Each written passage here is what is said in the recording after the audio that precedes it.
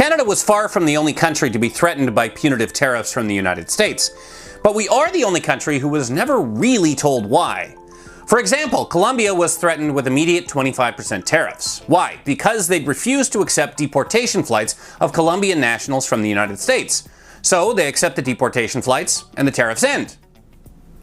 Even Mexico had pretty clear instructions. Their northern border is a giant unpatrolled conduit for drugs and illegal migration into the United States.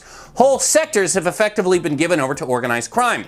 They promised to send some troops to break that up, and their tariffs got paused. Canada got its tariffs paused because we also promised to patrol the border better, even though our border situation, while not perfect, is very different from that between the US and Mexico. The amount of Canadian fentanyl seized by US border authorities in 2024 is approximately 0.18% of the amount of fentanyl they seized from Mexico. But it wasn't just the border. Trump repeatedly sounded off on the trade deficit, which is where the US buys more from Canada than we buy from the US, which is entirely because they buy a lot of our cheap oil. The White House was mad that we didn't have enough American banks. Trump's vice president said we don't spend enough on NATO. And Trump also said we're just not a real country.